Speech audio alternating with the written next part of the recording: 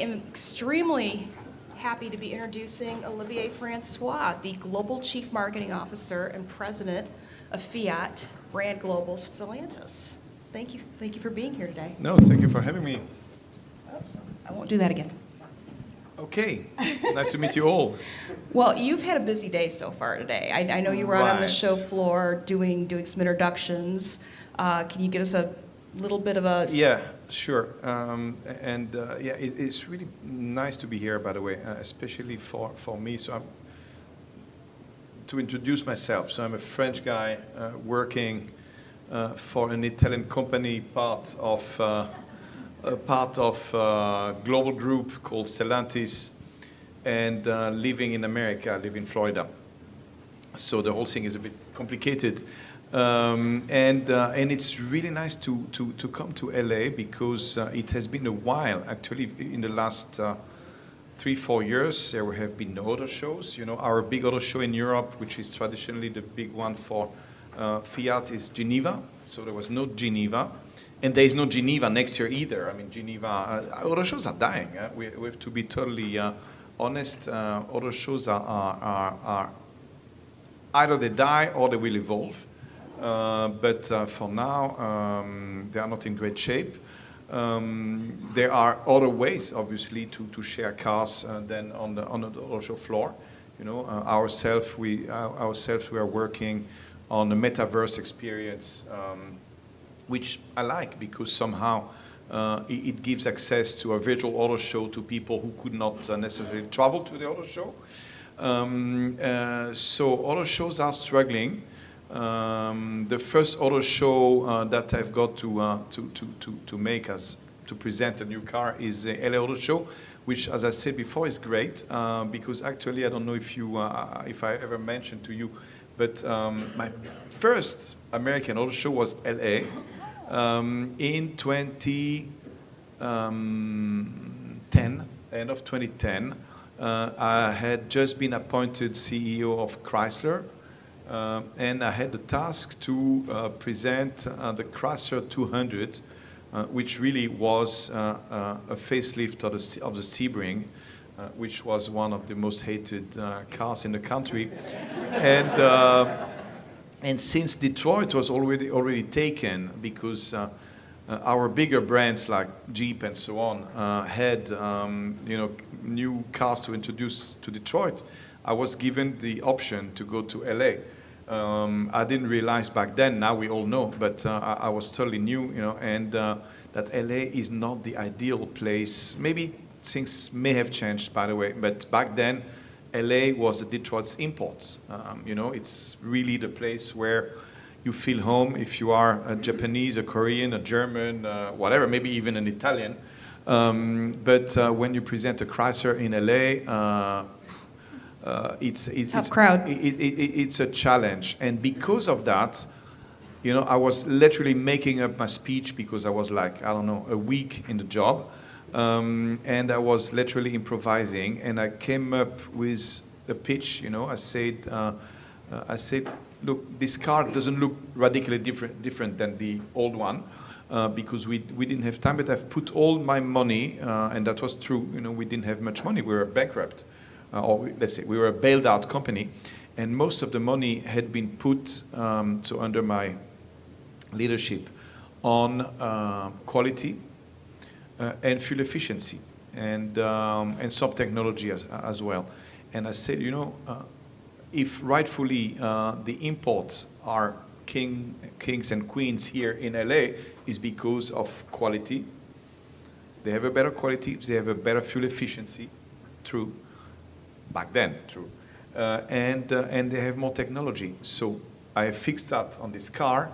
So don't look at it as Detroit's car, but at imported from Detroit car. And so I launched this line, you know, a little bit randomly. And then some journalists, some people came to me and say, you know, imported from Detroit, that's nice, sounds good. And from there, you know, on that auto show floor in LA, brought me luck because obviously then I said, okay, probably I nailed it, you know, imported from Detroit. This is going to be my platform. And then a few months later was the Super Bowl. so early 2011, and obviously who best than Eminem could embody this imported from Detroit message. And the car ended up being a huge success, maybe for the product that was improved, but also for the marketing. So now I'm back here in my Fiat role. Well, I was going to say, you didn't bring a Chrysler today. You brought a Fiat to imported show, from Italy so- today. Yes. Imported from Italy. And by the way, I have to apologize because when we are done here, I literally need to run back to the, and I would love to meet each of you and chat and so on. Today is not going to be possible. They're like all waiting for me there, so the automotive press, and I need to sell my little Fiats. But it's nice to, so we're reintroducing the Fiat 500 as an electric car, only electric, all electric, only electric. And I think that we even have brought a video in order to sell you some cars. Jeff, could you show the...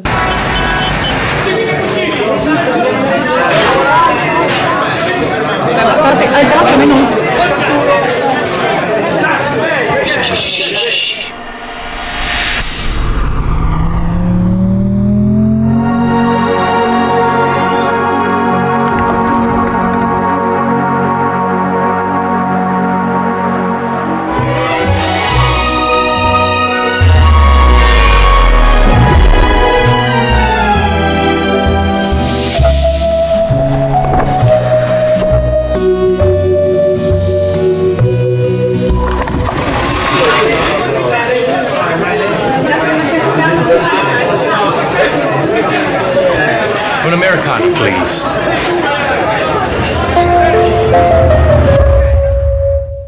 So you know that the sound you hear is really the sound of the car.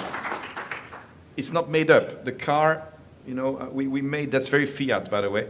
And then we'll talk about our other great brands, but very Fiat. So we turned, how to say, a mandatory feature, which is this noise that all the electric cars are required. are You're required to have required. noise, yeah. Instead of noise, we have this little music that you hear, and that offered the, you know, the excuse to make this little teaser. It's not a real commercial; it's a teaser. But so thank you for letting me, lovely. you know, promoting my new baby. And that's brand new video, so Absolutely. seen it here first, right? Yeah, first, yes. So let's talk about the last great thing, and of Yep. course that's the Jeep Grand Wagoneer, which the work you just released. And before we talk about it, why don't we watch the debut TV spot and two of the social media videos? Jeff? Ever wonder why they call it the American dream and not the American goal or the American plan? Maybe it's because in dreams, you can do anything. You can be reborn in the Motor City and rise up in the city that never sleeps. You can turn time inside out, again and again. In dreams, you can hold your entire world in the palm of your hand. And you can do it all with your eyes wide open.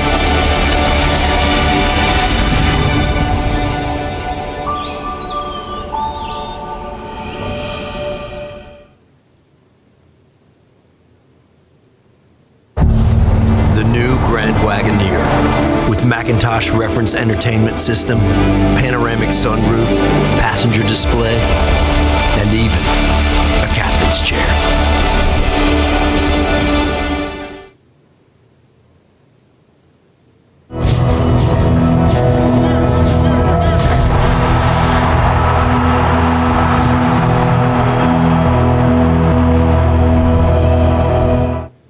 Well, that's clearly an Instagram spot, right? Yeah, so the third one is an example of what we're going to do on social. The second one was an example of an extension to product and benefit, so which is always challenging, you know, because tier one is easy. The first one you saw is really the establishing the brand, the new car, and the relationship with Derek Jeter. But then that's easy. Maybe it's too much, but it's something that's not too complicated. But then how do you what are the extensions to the product and benefit and features and all this? So I brought these 3 examples of these 3 layers. So tier 1, the other one that we call tier 1.5 is not exactly the dealer advertising, but it's close to it. And the third one, which is the kind of so it's a multi-year campaign. You are going to see them. I think it's a good association with the Grand Wagoneer. There will be much more, but that's just to give you a sense of the kind of work you're going to see. Well, getting someone like Derek Jeter to be in your advertising, that's a pretty big deal. I mean, he doesn't do a lot of advertising. So why was he a good fit for the brand, and why did you choose him? So exactly. So so we are just launching the Grand Wagoneer as we speak. We had some teaser campaigns, but now we really needed to pull the trigger on something a little bit something strong. So we do not always need an endorser, obviously. I don't dislike having a certain type of endorser that's not always easy to convince, which are, we worked with, I just mentioned Eminem, we worked with Bill Murray, with Clint Eastwood, with Bruce Springsteen, Bono. So they have one thing in common. So first, they make a big impact, a big splash, because it is people that you normally don't see endorsing anything, which is obviously a great thing in terms of impact, because you see them, you say, oh, there are many other examples of great, sports athletes, artists, whatever, but that are very exposed. And then you don't have the same effect. It's sad to say, but so I really, if you look at our track record, it's always people that you have not seen in commercials. Will Ferrell, Zoolander, Zoolander's Ben Stiller. So anyway, so that's the first thing, impact. They can buy you some impact if you have this kind of character that you normally do not expect to see on an ad. And Derek Jeter is one of these, so that's great. More importantly, obviously, you want someone that is, and I'm going to state the obvious, you want someone who shares values with your brand, who is a perfect embodiment of what your brand stands for. In this case, we wanted to speak to the Grand Wagoneer is not a Jeep, it is a kind of a brand extension of Jeep. It's a luxury Jeep. It's a little bit playing in the Range Rover space, and so we want to speak to the American dream. That was the idea. So who can embody? I've been agonizing on that thing for months. Who could? And I'm not obviously going to go through the list of the people that I suggested, because he's not the only one, but actually he's the best one, because others could stand for the American dream. Now, it's a car with it's a vehicle with 3 rows, so it's American dream, but lived on a family standpoint. So we wanted someone with a family, with a successful marriage, with kids, and now the list narrows down a little bit, So it's because you broke your arm that you ended up choosing him, right? True, by the way. I didn't mean to. I didn't think of. But that's exactly what happened. I broke my arm late. We were actually striking a deal with someone else, and knowing it was not perfect. So don't torture me. I won't tell. But we were like, it's almost good, but not sure 100%. And then I broke my arm, and so I'm not a big sports guy, obviously.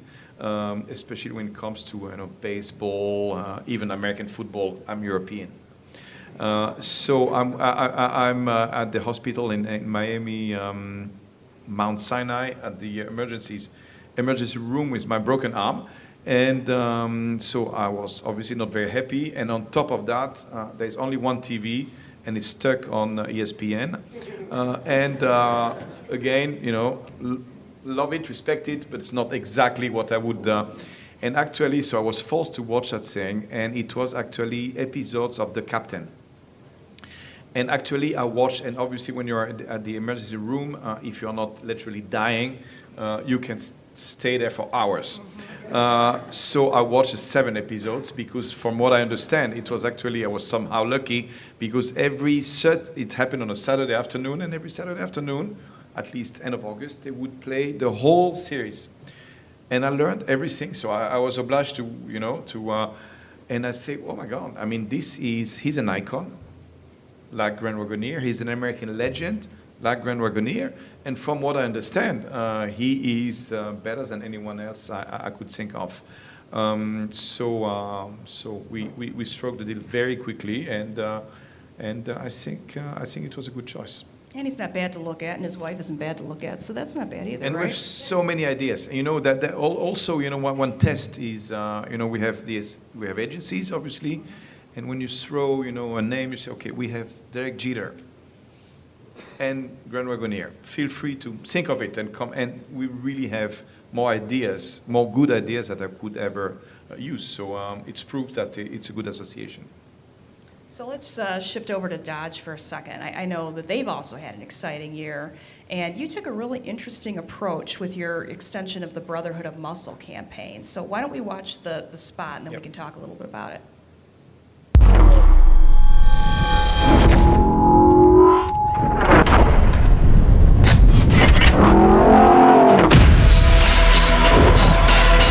If you're loud, be louder.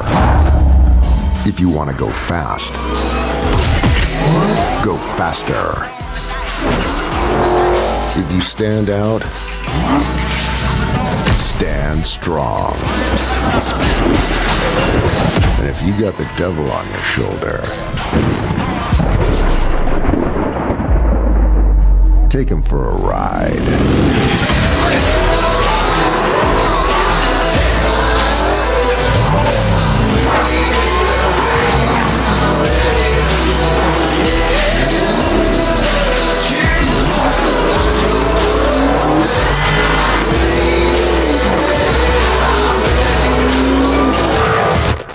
Oh, they turned it up at the end. I invite you all to go home and watch that with the volume all the way up because it's a very cool spot. So those were all real people, right? So that's another story. So obviously, like I guess every marketer, most of you, I'm very intrigued, fascinated by user-generated content. We've been speaking a lot of that. I mean, we have done a lot with Fiat, by the way. Because it has its limits, obviously. You cannot go totally creative and crazy, not always, but there are at least 3 upsides that I think are really interesting. So first, obviously, the cost of production is 0, which these days is always a good thing. Then the second thing is that, we spoke of authenticity before, I touched on that while speaking of Derek Jeter and all these endorsers. I mean, what matters is authenticity, sincerity. I mean, are you, which is why I hate, I would rather not do a paid endorsement. I mean, this endorser I mentioned have been somehow paid, but not the way not far from what you would think, And none of them really needed the money, let's be honest. And none of them needed the money. That's very important, You know who endorses Fiat in Europe, by the way? Leonardo DiCaprio. And behind, the success of the 500 in Europe is massive. It's literally, we are number 2 after Tesla. We could pass Tesla any given month. The car is amazing, but probably the presence, the consistent presence of Leonardo, I think, is clearly giving us a boost. And obviously, Leonardo didn't do that for the money. There's no real. Part of the deal to tell the whole story are the 3 cars you see. We made these 3 amazing, one of a kind. There's a Bulgari car with diamonds in it, and so. And that's for him, to auction, and he will select it. So it's based on a charity. It's based on a good cause. but for sure not on money. So that's an example. So the same thing, there is a level of sincerity and authenticity in user-generated content that obviously you will never have when you film yourself. The quality of the production is probably not exactly the same, but what you lose in quality, you win in authenticity. So that's the one thing. Then the other thing is obviously that they also come with their own audience. It's very intriguing. I mean, some of these people, have millions of followers. So you have the production is paid for. You have the guarantee of having an authentic message, and on top, they bring their own audience to you. I think it's really interesting. So we decided to explore that and generate that commercial, which is successful. And again, I mean, it's not about what it says, but more about this. The way we use this content to support our message. Well, this isn't a celebrity we're going to watch, but it's one of my favorite commercials of the year, and it is a famous brand with another famous brand. So why don't we go ahead and watch? This summer, dinosaurs are in our world. Pet dinosaur? Don't worry, I'll take care of you.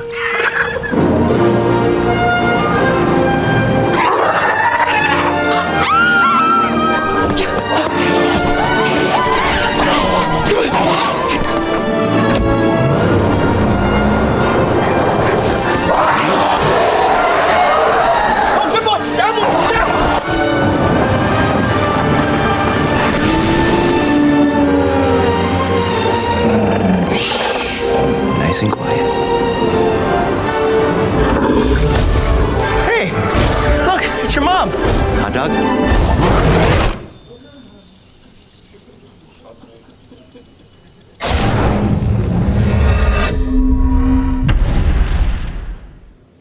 Well, that'll keep your attention, right? So tell us more about the history of Jeep and the Jurassic Park franchise. Yeah. So that was cool too. Imagine Dragons, I think.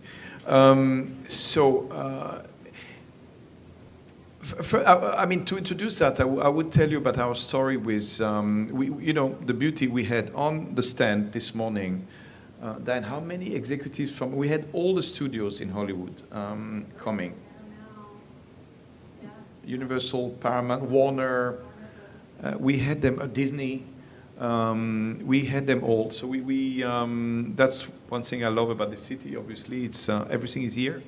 And over the years, we have developed an incredible relationship with the studios, the music industry as well, by the way.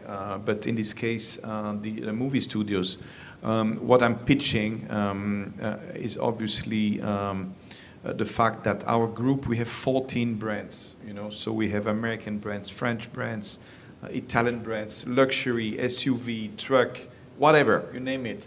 So my pitch to them, for the last 15 years, has been if you source your cars with me, it will never look too commercial because you can have all kind of brands and all kind of the right fit for the talent and so on.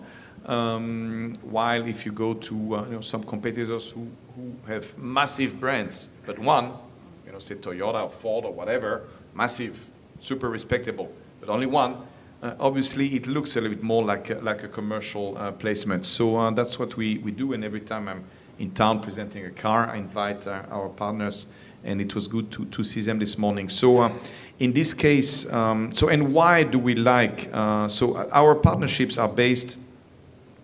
Actually, we're based on this. It's all started from a necessity back in 2000, the same year, 2009, 2010. Everyone was broke. We were broke, but they were broke too. And we came up with this business model that now became almost a norm, which is show my car in your movie, and in return, I will create a commercial and use my media money to give exposure to both the car and your movie. So that's what we started doing in 2009. And actually, one of the first movie we started with, I mean, it was Fast and Furious, actually. We started, and from there, we did them all.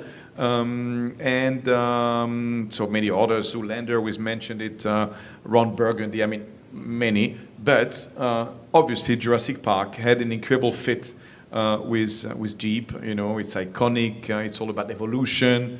So we started this. So Dodge and Fast and Furious, Jurassic World or Jurassic Park with Jeep.